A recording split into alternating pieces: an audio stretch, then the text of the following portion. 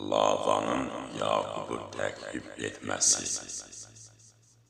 Yaqubun qaçdığı Lavana 3-cü gün bildirildi. O, qohumlarını özü ilə götürüb 7 gün onu təqib etdi və Gilead dağlıq bölgəsində Yaquba çatdı. Allah gecə yuxusunda aramlı Lavana görünüb dedi: özünü gözlə, Yaquba nə yaxşı, nə də pis söz deyil. Lavan Yaquba çatdı. Yaqub dağda çadır qurmuşdu.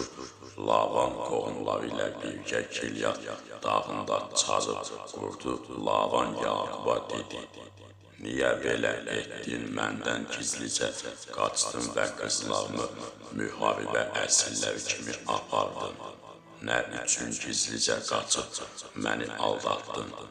Mənə bunu bildirmədin ki, səni sevinclə mahnı oxumaqla, təfəlliva çalmaqla yola salın.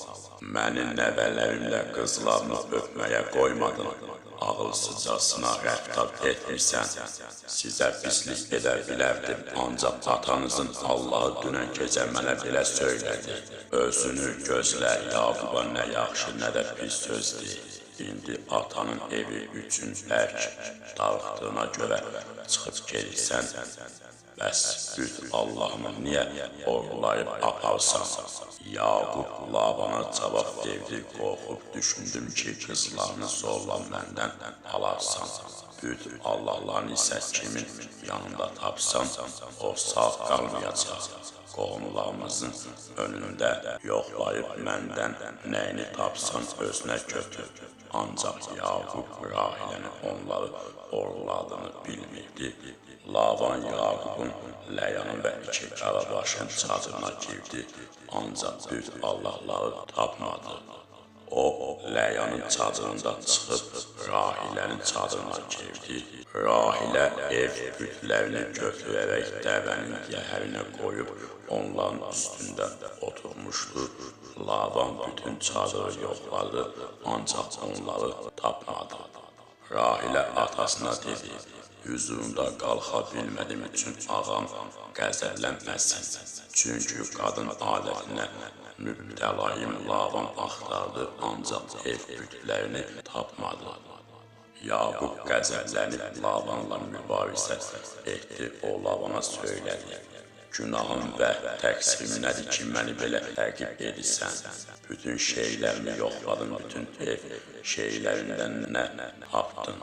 Tapdığın şey mənim qohumlarımın və öz qohumlarının qabağına qoy ki, ikimizin arasında şəhadət olsun. Ötən 20 il sənin yanında işlədi. Qoyunlarını və keçilərini, balalarını salmadı, sürülərindəki qoçularını yemədim. Vəhşi heyvanlarını parçaladı, heyvan sənin yanına gətirməzdim. Zərəni özüm çəkdim. İstər gündüz, istər də gecə oğullanan hər heyvan məndən tələb edərdin. Gündüzün istisi, gecənin soyuğu məni əldən salırdı. Yuxum gözümdən tökülərdi. 20 il sənin evində qaldım. 2 qızın üçün 14 il və suyun üçün 6 il sənə xidmət etdim. Sən isə 10 dəfə haqqımı dəyişdirdin. Atamın və İbrahimin Allah İsa'nın sitayiş etdiyi Allah mənimlə olmasaydı, indi yəqin məni əli boş yola salardın. Allah əzabımı və əlimin zəhmətini gördü. Dünən gecə sənə xəbərdarlıq etdi. Lavan Yaquba belə cavab verdi: qızlar mənim qızlarım, uşaqlar mənim uşaqlarım, sürülər mənim sürülərim və sənin gördüyün hər şey mənimdir. Bugün qızlarıma yaxud onların doğduqları uşaqlara nə edə bilərəm? İndi gəl bir-birimizə əhd edək ki, səninlə mənim aramda şahid olsun. Yaqub bir daş götürüb sütun kimi qoydu. O öz qohumlarına dedi: daş yığın. Onlar daşları götürüb bir qalaq düzəltdilər və o qalağın yanında yeyib içdilər. Lavan onun adını Yega Saduta qoydu. Yaqub isə onun adını Qalib qoydu. Lavan dedi: Bu qalaq bugün mənimlə sənin aranda şahiddir, buna görə də onun adını qal etdi.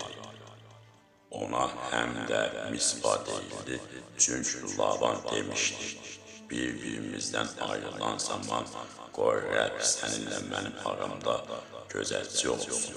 Söz ver ki, qızlarımı incitməyəcəksən və onların üstünə arvad almayacaqsan. Bil ki, bizim aramızda bir nəfər şahid olmasa da Allah aramıza şahiddir.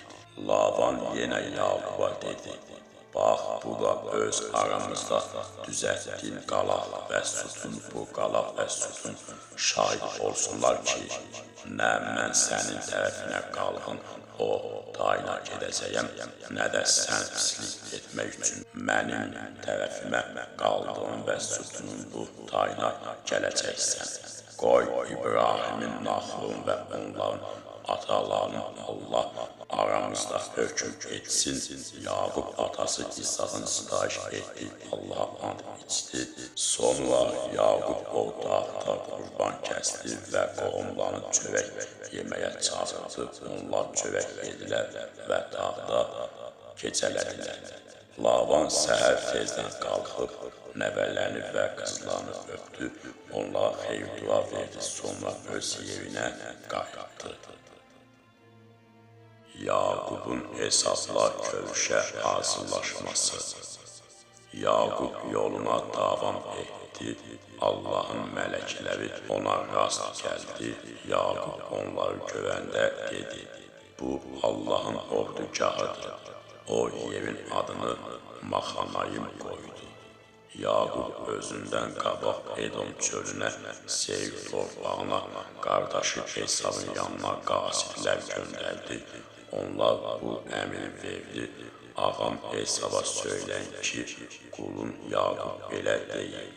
Mən Labanın yanında qalıb indiyə qədər yaşadım. Mal, qavam, eşəklərim, qoyun, keçim, qullarım və qarabaşlarım oldu. Mən ağama xəbər vermək üçün yanıma qasidlər göndərdim ki, sənin gözündə lütuf tapın. Qasidlər Yaqubun yanına qayıdıb dedilər, qardaşın Esavın yanına getdik, özü də sənin qarşılamaq üçün gəlir və yanında 400 nəfər var. Yaqub çox qorxub, həyəcanlandı, yanında olan adamları qoyun, keçin, malı, qalanı və dəvələri 2 dəstəyə ayırıb dedi, əgər Esav bir dəstəyə hücum edib onları qırsa, arxada qalan dəstə qaça bilsin. Sonra Yaqub dedi, ey babam İbrahimin Allahı, atam İsaqın Allahı, Rəbb sən mənə demişdin, öz ölkənə və qohumların yanına qayıt, mən sənə yaxşılıq edəcəyəm. Quluna göstərdiyim bütün xeyirxahlığa və sədaqətə layiq deyiləm. Bu İordan çayını təkcə dəyənməyimlə keçdim. İndi isə 2 dəstə köçüm var. Yalvarıram, məni qardaşım Esavın əlindən qurtar, çünki onun gəlib məni uşaqlarımla analarını öldürməsindən qorxuram. Sən dedin, hökmən sənə yaxşılıq edəcəyəm. Nəslini saysız hesabsız dəniz qumu qədər çoxaldacağam.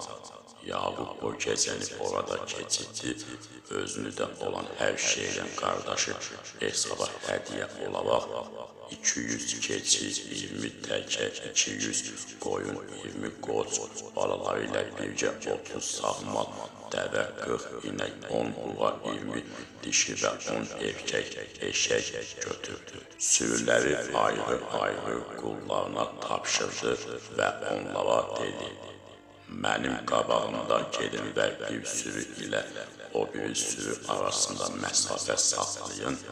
Yaqub birinci qula əmr edib dedi, qardaşım Esav sənə rast gəlib kimin adamısan, hara gedirsən, qabağındakı bu heyvanlar kimindir, deyə soruşanda ona söylə, bunlar qulun Yaqubundur. Bu da ağam Esava göndərilmiş hədiyyələrdir.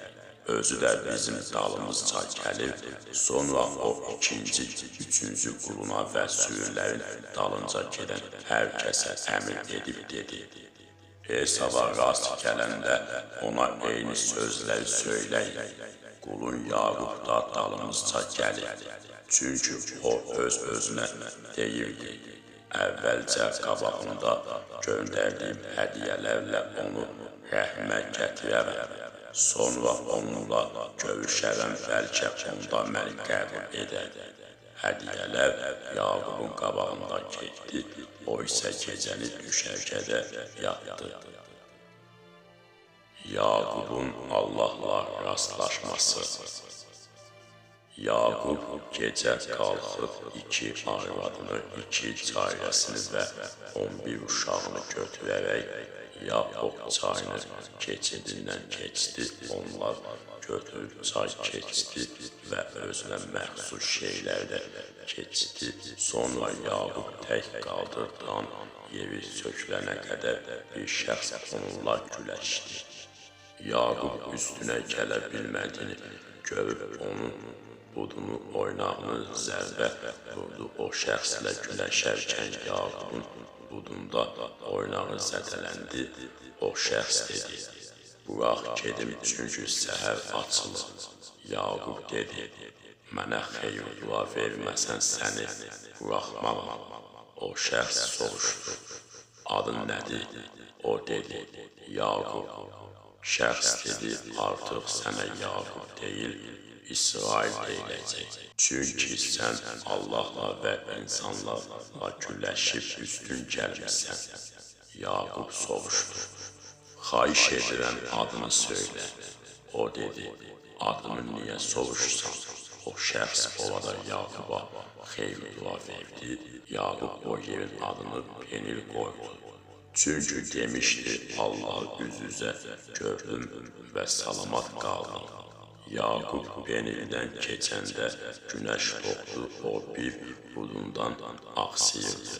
Ona görə bu günə qədər də İsraillər bud oynağın üzərindəki vətənləri yeməzlər.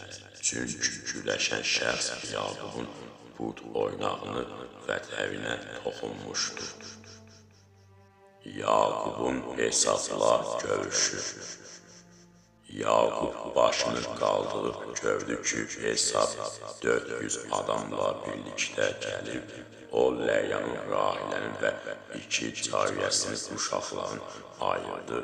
Cariyələrlə onların uşaqlarını qabağa, Ləya ilə onun uşaqlarını ortaya, Rahilə ilə Yusuf isə arxaya qoydu.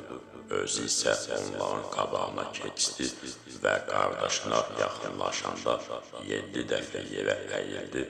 Esav Yaqubu qarşılamaq üçün qaçıb onu qucaqladı və boynuna salıb öpdü. Onlar ağlaşdılar.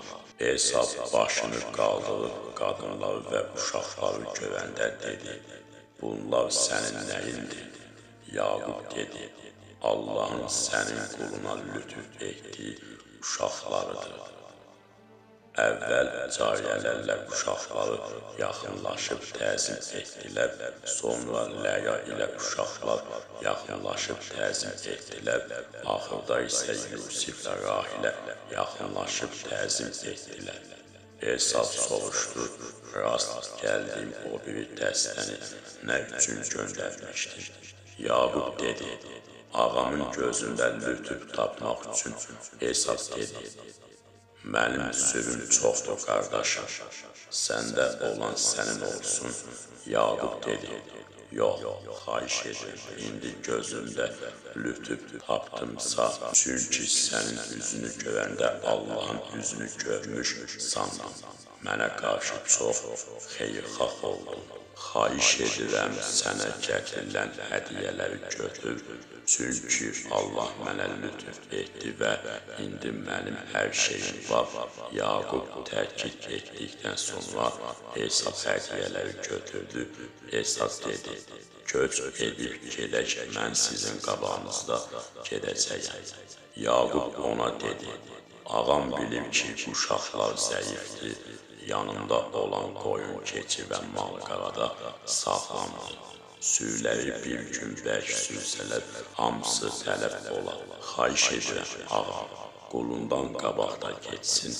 Mən isə ağamın yanına Seyyə çatana qədər qabağımda olan sürülərin və uşaqların yerişinə görə yavaş sürəcək. Esas dedi, mənimlə olan adamların bəzisini səninlə qalmaq üçün qoyum. Yaqub dedi, bu nəyə lazımdır? Mən ancaq ağamın gözündə lütüb tapmaq istəyirəm. Esas o gün yola düşüb Seyyə qayıtdı. Yaqub Sukotka köçüb özünə ev tikdi və sürüsünə ağılla düzəltdi. Ona görə də bu yerin adını Sukot qoydular. Yaqub Paddan Aramdan qayıtdıqdan sonra sağ-salamat Kənan torpağında olan Şekem şəhərinə gəldi və şəhərin qarşısında məskən saldı. O çadırını qurdu, Harla sahəsini Şekemin atası Xamboğun oğullarından 100 parça gümüşlə satın aldı. Yaqub ovada bir qurbancaq qurub adını El-El-Hohe İsrail qoydu.